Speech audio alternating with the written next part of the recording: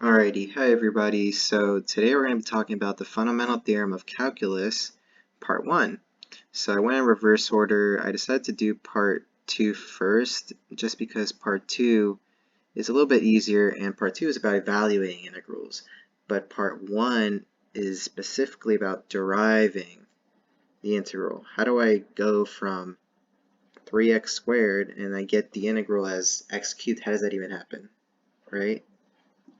So sometimes we see here scattered around all these symbols in the theorem. What does the a mean? What is f of t? Where does that even come from? Why is there a t? Whatever happened to the x? Big F prime.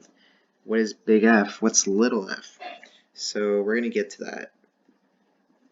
Alrighty. So here's the definition.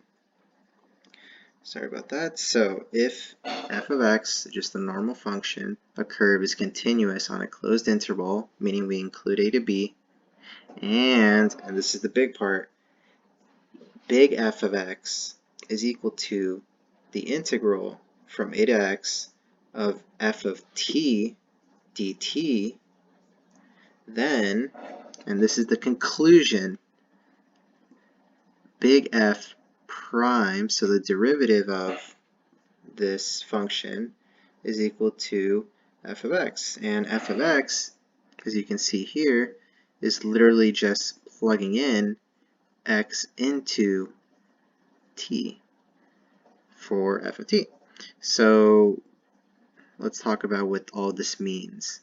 So here, big F of x, what's actually happening is that big F of x is just a normal integral. It's defining an integral, so it's defining an area, right, in terms of x.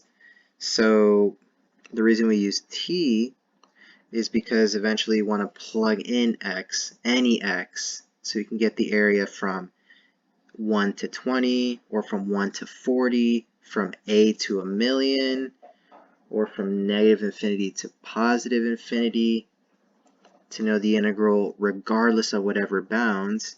So here's a little demonstration of that graph. So here's f of t, and here's the curve, right? And big F of x is just this area from a to some x. So x can be at 7, at 2, at infinity. It depends what you decide. So let's look at an example for this to actually make sense. So forget f of x for like 2 seconds. We don't like more variables, but we're going to have to introduce a t. So let's just say we have a function f of t, which is 3t squared. So 3t squared is a parabola, right? So what we want to do is we want to find a function. We want to find a way to get that area. And we're going to start at 1. We don't have to start at 1. We could start at 3 or at 2 or at 100. But we're going to start at 1 because 1 is an easier number to work with. So here's the integral. This is the area 1 to x of 3t squared dt. So we're just going to evaluate this like a normal integral. We're going to add 1 to the power and divide by the new power. After simplification, as we've done before, we get t cubed, right?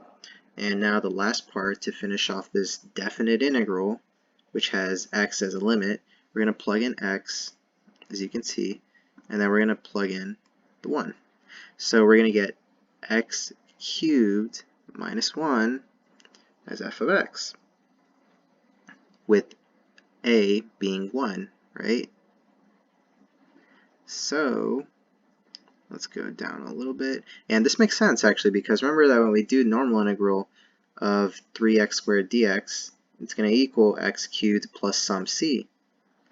In this case, that c is negative 1. So it's like the a is the c. Okay? So this could be x cubed minus a cubed, and that would be your constant of integration. So that is big F of x, but we don't care too much about big F of x. What we care about is big F prime, so the derivative. So what happens if I take the derivative of big F? The constant goes away. We don't care about the constant anymore. So now we get 3x squared. And whoa, what a coincidence.